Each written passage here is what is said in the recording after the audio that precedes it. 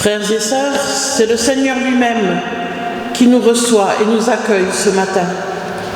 Grâce, amour et paix nous sont donnés de la part de Dieu notre Père et de Jésus-Christ notre Sauveur. Je vous invite à la prière. Seigneur, notre Dieu et notre Père, parce que tu as eu pitié d'Israël, tu lui as envoyé les prophètes, puis ton Fils Jésus, ton Messie, pour l'appeler à la vie. Et parce que tu as pitié de nous et parce que tu nous aimes, ton Fils a risqué sa vie jusqu'à en mourir. Tout cela ne peut pas être vain. Avec lui, qui a triomphé de la souffrance et de la mort, fais-nous vaincre la peur. Aide-nous à marcher vers la liberté. Fais-nous vivre de sa vie et travailler à la liberté de tout homme, de toute femme, de tout enfant. Fortifie-nous, Seigneur, pour ton service et pour le service de nos frères. Amen. Nous louons le Seigneur avec le psaume 138 de David.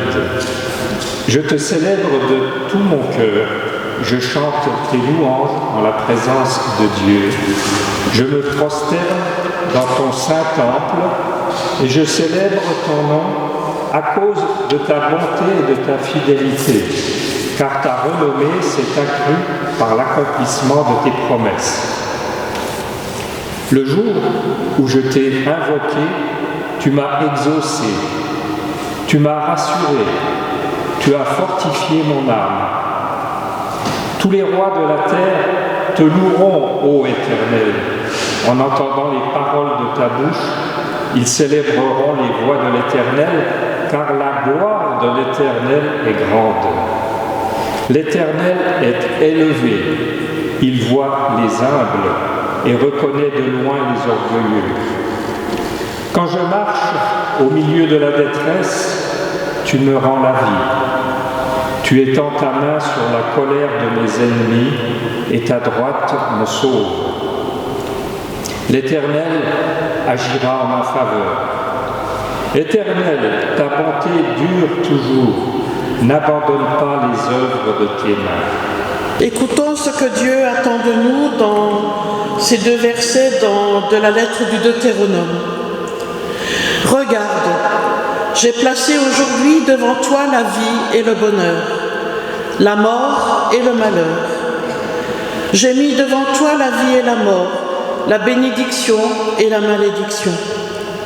Choisis la vie, afin que tu vives, toi et ta descendance, en aimant le Seigneur ton Dieu, en l'écoutant et en t'attachant à lui. Confessons notre péché.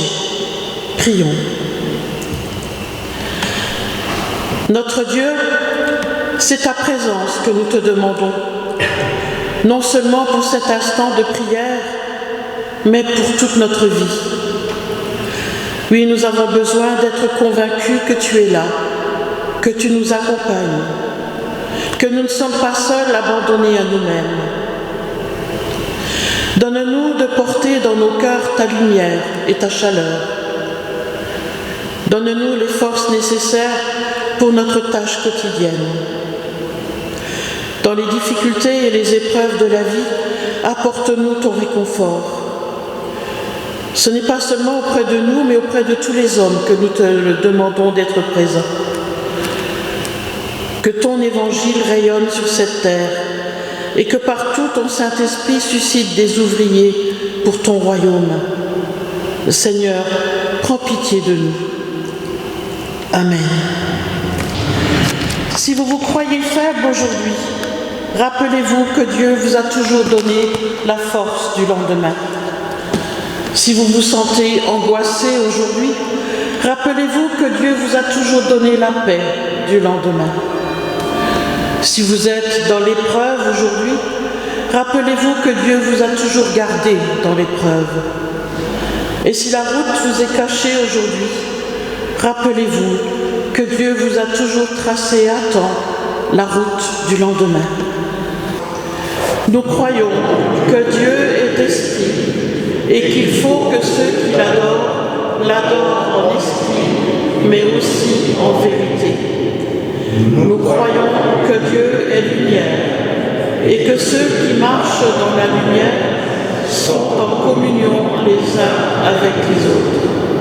Nous croyons que Dieu est amour et que celui qui aime est né de Dieu et connaît Dieu. Nous croyons en Jésus-Christ, venu pour donner sa vie. Nous croyons à la bonne nouvelle du salut gratuit et à sa merveilleuse espérance que Jésus a vécu jusqu'à la mort, lui qui était parole de Dieu faite chair. Nous croyons que l'Esprit Saint, qui est l'Esprit de Dieu, nous fait naître de nouveau et nous dirige vers le royaume. Nous croyons que là où est l'Esprit du Christ, là est le royaume de Dieu, la liberté glorieuse de ses enfants, la justice, la vérité et la vie éternelle. Amen.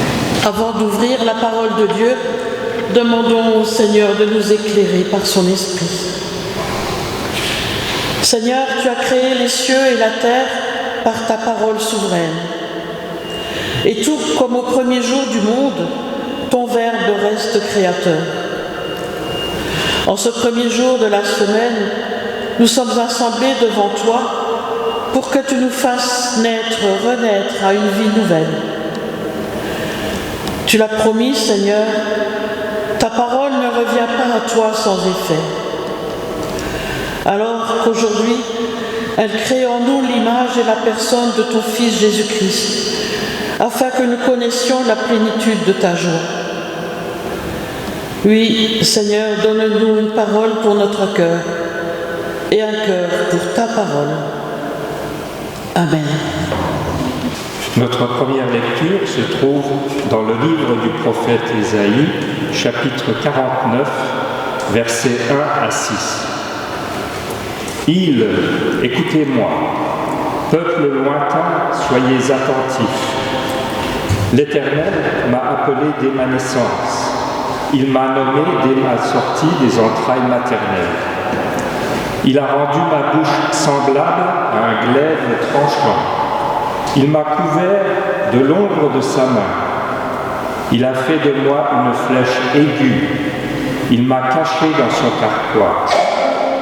Et il m'a dit, « Tu es mon serviteur, Israël, en qui je me glorifierai. » Et moi je dis, c'est en vain que j'ai travaillé, c'est pour le vide et le néant que j'ai consumé ma force. Mais mon droit est auprès de l'Éternel et ma récompense auprès de mon Dieu.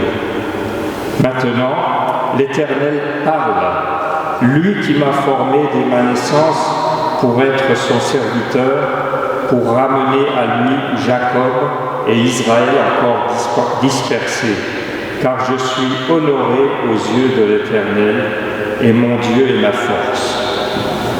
Il dit, c'est peu que tu sois mon serviteur pour relever les tribus de Jacob et pour ramener les restes d'Israël. Je t'établis pour être la lumière des nations, pour porter mon salut jusqu'aux extrémités de la terre. Et nous poursuivons par la lettre de Paul aux Romains au chapitre 10, les versets 9 à 18. Si de ta bouche tu affirmes devant tous que Jésus est le Seigneur, et si tu crois dans ton cœur que Dieu l'a ramené de la mort à la vie, tu seras sauvé.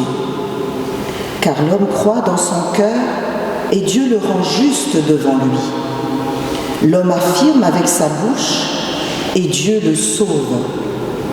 L'Écriture déclare en effet, « Quiconque croit en lui ne sera pas déçu. » Ainsi, il n'y a pas de différence entre les Juifs et les non-Juifs. Ils ont tous le même Seigneur, qui donne ses biens à tous ceux qui font appel à lui. Car comme le déclare l'Écriture, tout homme qui fera appel au Seigneur sera sauvé. Mais comment feront-ils appel à lui sans avoir cru en lui? Et comment croiront-ils en lui sans avoir entendu parler? Et comment en entendront-ils parler si personne ne l'annonce? Et comment l'annoncera-t-on s'il y a des hommes envoyés pour cela? Comme le déclare l'Écriture, qu'il est beau de voir venir des porteurs de bonnes nouvelles. Mais tous n'ont pas accepté la bonne nouvelle. Ésaïe dit en effet, « Seigneur, qui a cru notre message ?» Ainsi, la foi vient de ce qu'on écoute le message, et le message est l'annonce de la parole du Christ. Je demande alors, n'auraient-ils pas entendu ce message? Mais oui, ils l'ont entendu. L'Écriture déclare, « Leur voix s'est fait entendre sur la terre entière, et leurs paroles ont atteint le bout du monde. » Le texte que j'ai choisi de partager avec vous ce matin se trouve dans l'Évangile de Matthieu, au chapitre 21, les versets 28 à 32. C'est la parabole des deux fils. « Que pensez-vous de ceci ?» ajouta Jésus. « Un homme avait deux fils. Il s'adressa au premier et lui dit, « Mon enfant, va travailler aujourd'hui dans la vigne. » « Non, je ne veux pas, répondit-il. Mais plus tard, il changea d'idée et se rendit à la vigne. Le père adressa la même demande à l'autre fils. Celui-ci lui répondit, « Oui, père, j'y vais. » Mais il n'y alla pas. Lequel des deux a fait la volonté de son père? Le premier, répondirent les disciples. Jésus leur dit alors, « Je vous le déclare, c'est la vérité. Les collecteurs d'impôts et les prostituées arriveront avant vous dans le royaume de Dieu. Car Jean-Baptiste est venu à vous en vous montrant le juste chemin et vous ne l'avez pas cru. Mais les collecteurs d'impôts et les prostituées l'ont cru. Et même après avoir vu cela, vous n'avez pas changé intérieurement pour croire en lui. »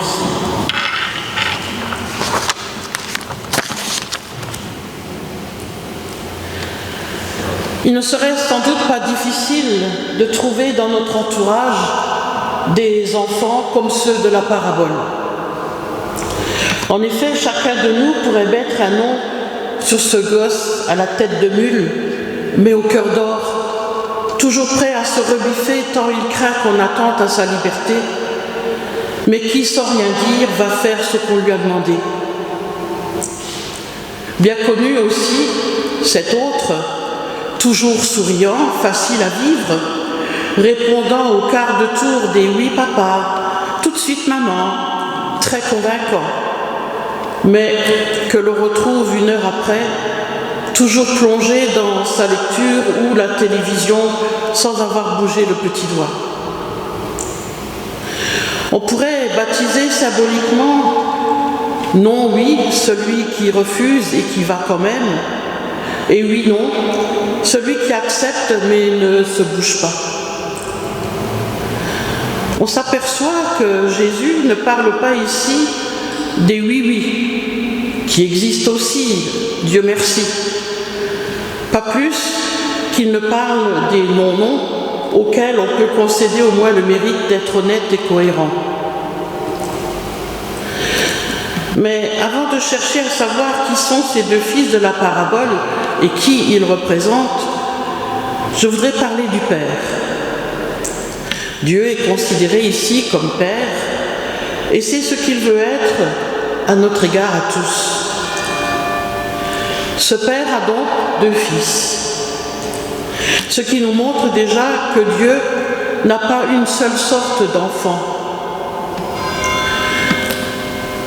Il a au moins deux sortes. Dieu donne ainsi non seulement la vie à ses enfants, mais il leur donne également une individualité, une particularité, une liberté à chacun d'entre eux.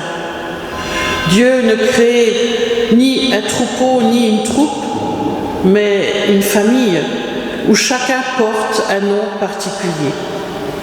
Et s'il y a des ressemblances avec le Père, un air de famille, c'est pour qu'il y ait aussi des dissemblances, et que chacun assume à sa manière l'image du Père qu'il porte en lui. Oui, c'est Dieu qui nous a créés différents, parce qu'il est Père. Dieu ne nous commande pas de loin, il ne nous téléguide pas, il ne nous parle pas comme un patron qui manie l'interphone. Dieu se dérange, il va jusqu'à ses fils, il parle lui-même, sans intermédiaire, sans contre-maître. Et il dit « mon enfant ». Il ne commande pas à des esclaves, il demande à ses fils. Et c'est encore plus clair dans la demande qu'il adresse. La vigne, c'est ce que Dieu a de plus précieux. Il ne s'agit donc pas d'un ordre, mais d'une confiance d'un père en ses enfants. La confiance d'un père qui partage son œuvre avec ses fils et qui les élève au rang de responsables. La vigne, désormais, ce n'est plus seulement la vigne du Père, mais aussi la vigne des fils. Nous en arrivons au premier, celui que nous avons appelé « oui-non ». Il répond « oui, Père, j'y vais ». Il est bien élevé, bien stylé, comme disent les jeunes aujourd'hui. Mais ce fils se trahit. Avec lui, nous ne sommes pas sur le terrain de la grâce. Ce fils voit un ordre là où il y avait une faveur. Il vit le fait d'être fils comme un esclavage et non comme une liberté. Dès lors, ce fils est comme contraint de ne pas obéir, plus exactement de croire qu'il a obéi en disant seulement qu'il allait obéir. Quand on ne sait pas ce qu'est l'amour du Père, on ne sait pas non plus trouver la vigne qui finalement correspond à l'amour qu'on doit aux autres. Et quand on n'a pas découvert un Père, eh bien on ne peut pas non plus découvrir des frères. Passons maintenant au second fils, celui qu'on appelle non lui. Et c'est l'incroyable réponse. Je ne veux pas. Incroyable histoire de l'homme qui, dès qu'il est capable de dire « je veux », commence par dire « je ne veux pas ». Et souvenez-vous, vos bébés, le premier mot qu'ils disent, c'est non. Hein, puis non avec la tête. Sur l'autre, il fait oui, oui, non, non, non, non. Et le jeune, quand il est majeur, eh bien, c'est pareil. Il dit toujours d'abord non. Et tout de suite, un pourquoi monte à nos lèvres. Pourquoi la première réaction devant l'amour du Père est-ce cette réponse négative de la part du Fils? S'il est bien difficile de répondre à cette question, nous pouvons néanmoins faire quelques remarques.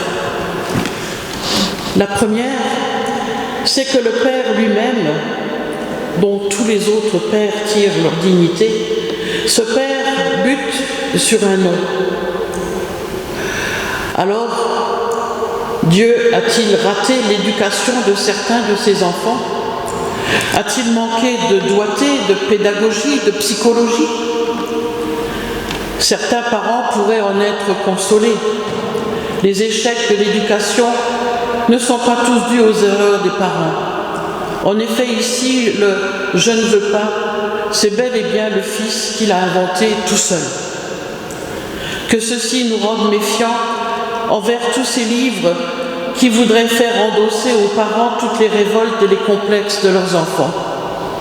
Certes, nous ne sommes pas blancs comme neige dans notre éducation, mais si jadis c'étaient les fautes des pères qui retombaient sur les enfants, aujourd'hui, ce sont souvent les fautes des enfants qui retombent sur les pères. Seconde remarque, un amour réel secrète la possibilité d'une révolte. Il ne peut que proposer le oui et le non. Finalement, un vrai père est celui qui donne à son fils la possibilité de lui répondre non. C'est ce qui s'est passé d'ailleurs avec Adam et Ève. Certes, ce n'est pas l'amour qui crée le non, cela le Fils l'a trouvé tout seul, mais il le rend possible. Troisième remarque, c'est cette sorte de mystérieuse sympathie que le Christ semble avoir eue pour les révoltés. Leur attitude lui apparaissait comme due à un malentendu, qui ne pouvait durer et surtout qui plus tard s'avérera bénéfique. Oui, non, le Fils esclave n'a aucune chance de reconnaître l'amour du Père. Non, oui, le Fils révolté, lui, plus tard, a toute chance de le découvrir. Ceci encore me console. Et d'ailleurs, la parabole le confirme. Finalement, il change d'avis. Cette conversion ne s'est probablement pas faite sans histoire, sans difficulté. Mais toujours est-il que le révolté, lui, a trouvé la vigne. Le vrai non a débouché dans le vrai oui. Certes, Jésus ne nous dit pas ici « il faut se révolter ». D'ailleurs, une révolte téléguidée n'en serait plus une. Simplement, Jésus montre que le chemin de la révolte n'est pas nécessairement le chemin qui ne débouche nulle part. Il peut même mener à lui mieux que les autres. C'est pourquoi la vertu première des parents et des chrétiens reste l'espérance. Reste maintenant à identifier ces deux fils dans l'histoire et aujourd'hui encore. Selon certains commentaires, le premier fils, le oui-non, c'est Israël. L'autre, le non-oui, les païens, représentés ensuite par les collecteurs d'impôts et les prostituées. En réalité, il me semble que ces derniers, dans le texte, sont membres du peuple juif au même titre que les autres. Ces deux enfants représentent les deux parties dont se composait le peuple juif au temps de Jésus. Les pécheurs ou indifférents qui n'observaient plus guère la loi et les prescriptions rabbiniques, et les justes, demeurés fidèles à la religion officielle, ici dans notre texte, les chefs des peuples. Remarquons que les uns et les autres sont ici des enfants de Dieu. Pour les uns et les autres, l'accent va porter non sur ce qu'ils sont, pieux ou non, ni sur ce qu'ils disent, mais sur ce qu'ils vont faire ou ne pas faire. Et d'une façon plus générale, on peut dire que pour Jésus, le oui-non et le non-oui regroupaient l'immense majorité des hommes. Nous viendrait-il à l'idée, à nous, adultes, de nous assimiler à l'un ou à l'autre? Ce n'est pas sûr, car nous sommes des gens sérieux, n'est-ce pas? Nous ne parlons pas à tort et à travers. Et si nous refusons quelque chose, c'est de bon droit, et certainement pas pour changer d'avis quelques moments après, ce qui ne veut pas dire d'ailleurs que nous fassions toujours ce que nous avons promis. C'est pourtant bien à celle des deux enfants que Jésus compare l'attitude des hommes, pas seulement celle des autorités juives de son époque, mais la nôtre.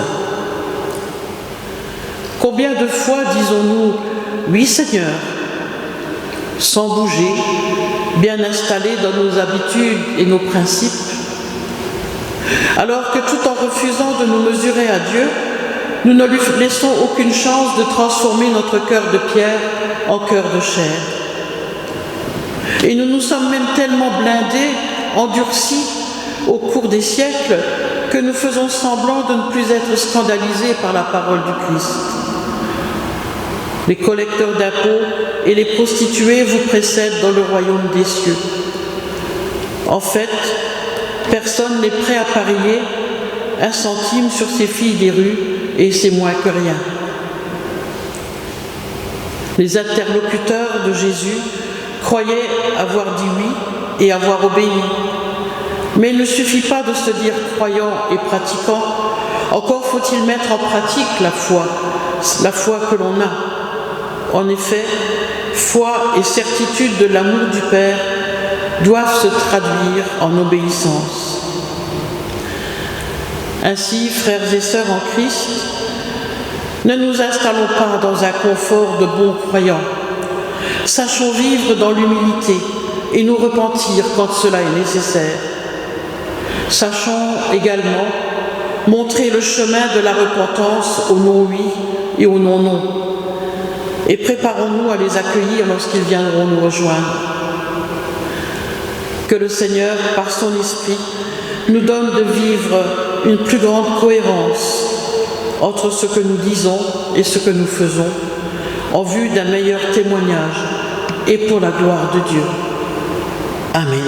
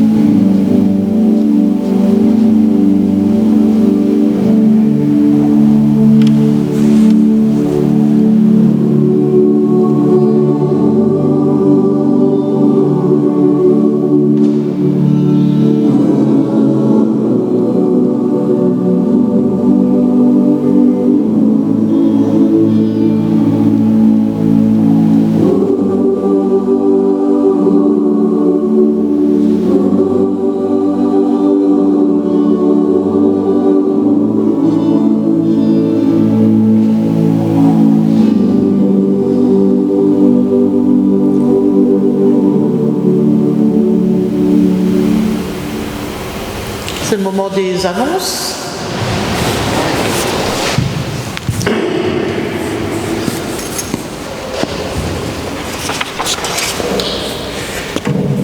Tout d'abord, un grand merci à Gisèle d'être venue pour nous dire combien Dieu nous aime et combien il veut notre participation à son travail, à sa vigne. Merci aussi à Raoul qui démarre dans la vidéoprojection. Alors vous avez vu, il y a toujours un petit peu des choses qui ne sont pas ajustées, mais ça c'est le direct qui fait ça. Et merci à toi de prendre ça un peu en main. Voilà. Merci. Trompettiste. Oui, trompettiste aussi, c'est grave. Bien l'habitude. Voilà. Alors, au niveau information générale, donc hier, il y a eu, c'est à Strasbourg que ça s'est passé, les élections au niveau synodal. Et donc, je vous ferai grâce de toutes les élections, etc. Ce que je peux simplement vous dire, c'est que l'ancien président, donc Christian Krieger, est également le nouveau président. Il a été reconduit dans ses fonctions. Alors c'est une bonne chose et je crois que c'est important qu'on prie aussi pour nos dirigeants, que ce soit politique ou que ce soit dans nos églises, parce que nos églises en ont bien besoin. Au niveau des annonces générales, donc dimanche prochain, il y a un culte, mais il est un peu particulier. Je dirais même beaucoup particulier, bien particulier, étant donné que c'est donc la fête des moissons, dans un premier temps, donc la fête des récoltes, pardon, pas des moissons, des récoltes. Et donc vous êtes tous invités à venir avec des fruits, des légumes que nous déposerons ici devant l'autel, et que pour fêter, pour remercier Dieu pour tout ce qu'il nous donne jour après jour. Alors ça c'est la première chose, mais il y a aussi quelque chose d'exceptionnel, c'est qu'il y aura des confirmations et il y aura un baptême d'adultes même. Et donc, les confirmations n'ont pas été faites comme traditionnellement à la Pentecôte, parce qu'on pense, déjà avec la pandémie, ça a posé quelques problèmes, et dans un deuxième temps aussi, c'est important de prendre le temps, avec les catéchumènes, d'être dans leur temps aussi, pour qu'ils puissent être prêts pour confirmer leur baptême. Donc ce sera dimanche prochain, et donc ce sera une grande fête, tous ensemble. Alors normalement la fête devait se poursuivre avec un repas, mais le repas n'aura pas lieu tout simplement parce qu'on a au niveau du foyer, il faut qu'on remette des choses en place pour qu'on puisse faire encore ou de nouveau des repas. Et donc c'est pour ça qu'il n'y en aura pas, comme ça avait été annoncé initialement. Au niveau des activités, jeudi matin, tous les bricoleurs sont les bienvenus. Il y a du travail, il y a beaucoup de choses à faire à côté. Et donc si vous avez un peu de temps et puis des manches à retrousser, soyez les bienvenus, on vous utilisera bien. L'après-midi, il y a le devoir des dames, toujours le jeudi, et le vendredi après-midi à 16h30, le groupe de prière se réunira, comme chaque vendredi. Est-ce qu'il y a encore d'autres choses? Non? Alors je vous emmène juste en Afghanistan avec le fil rouge. Le fil rouge nous amène en Afghanistan où vous entendez très souvent depuis la venue des talibans qu'il y a des choses pas terribles qui se passent, ou plutôt terribles justement. Et les chrétiens sont aussi en danger. Et donc là on nous parle d'un Afghan qui s'appelle Sharifullah, c'est un pseudonyme, et qui est artiste. Et donc traditionnellement, dans son art, il faisait des pièces, il confectionnait des pièces pour montrer ou pour dire sa foi de manière un peu cachée, parce qu'en Afghanistan, dire je suis chrétien, ça ne le fait pas. Et donc il disait qu'ils utilisaient des oiseaux pour le symbole du Saint-Esprit et de la liberté, des moutons pour nous représenter et des roses pour évoquer Jésus. Parfois, il y avait même des croix cachées et tissées dans nos dessins. Il nous dit aussi que justement les talibans, l'objectif c'est de tuer la beauté et qu'ils tuent ils sont en train de tuer l'âme de nos enfants en leur enlevant tout ce qui est beau. Et donc l'artiste chrétien refuse à quiconque le droit de le faire taire.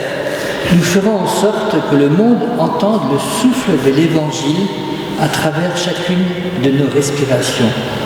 Et nous savons que vous nous aiderez. S'il vous plaît, continuez à profiter de votre liberté de partager l'Évangile et en vous tenant à nos côtés. Alors les sujets de prière aujourd'hui, c'est louons Dieu pour le témoignage de Sharifullah. Prions que les croyants qui ont quitté le pays restent proches du Seigneur.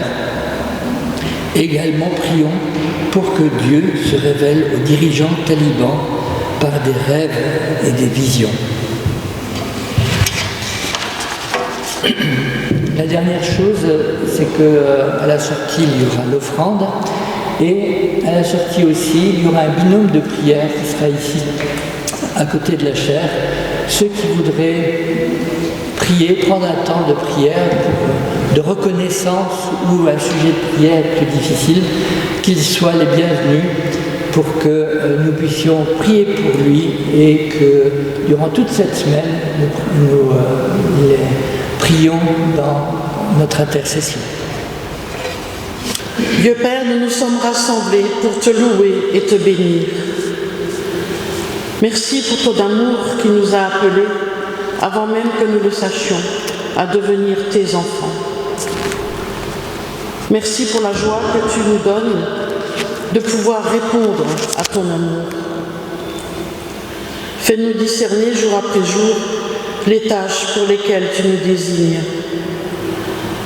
Guide-nous dans la recherche de notre vocation. Fortifie notre obéissance. Nous te prions les uns pour les autres, en sorte qu'en toi, nous formions un seul corps, à l'écoute de ta parole. Toi qui as promis d'être avec nous tous les jours jusqu'à la fin du monde, fortifie-nous les uns par les autres, pour qu'ensemble nous puissions t'aimer et te servir. Nous te prions pour nos familles, pour tous ceux que nous aimons, pour ceux que nous avons du mal à aimer. Nous te prions pour ceux qui n'ont pas pu être avec nous ce matin. Nous te confions ceux qui souffrent, les malades dans les hôpitaux. Nous te prions pour le personnel soignant, pour la recherche. Nous te prions particulièrement aussi ce matin pour Thiego, ce petit enfant de 4 ans qui souffre d'une leucémie. Permets, Seigneur, aussi que ton espérance et la confiance que nous mettons en toi portent du fruit. Nous te prions pour ton Église et nous te prions pour Christian Krieger, notre président, ainsi que pour le conseil synodal qui l'accompagne. Fortifie-les par ton esprit pour qu'ils puissent répondre à la tâche que tu leur confies. Et Seigneur, toutes nos prières que nous faisons monter vers toi, nous te le demandons dans le nom de Jésus-Christ, toi qui nous as appris à te dire ensemble, notre Père, qui es aux cieux, que ton nom soit sanctifié, que ton règne vienne, que ta volonté soit faite sur la terre comme au ciel. Donne-nous aujourd'hui notre pain de ce jour. Pardonne-nous nos offenses, comme nous pardonnons aussi à ceux qui nous ont offensés. Et ne nous laisse pas entrer en tentation, mais délivre-nous du mal. Car c'est à toi qu'appartiennent le règne, la puissance et la gloire, pour les siècles des siècles. Amen. Allez maintenant annoncer l'Évangile en parole et en acte. Ayons le souci de la justice, de l'amour et de la paix. Allons avec cette idée de rencontrer Jésus-Christ parmi les plus petits de nos frères et de nos sœurs. Et que la grâce de notre Seigneur Jésus-Christ, l'amour de Dieu le Père et la communion du Saint-Esprit soient avec vous tous, dès maintenant et à jamais. Amen. Et je vous invite à chanter le 882. Nous chanterons 2 fois. La première fois en lisant les paroles et la deuxième fois bien en faisant nôtre ces paroles et en nous tournant vers notre prochain. Amen.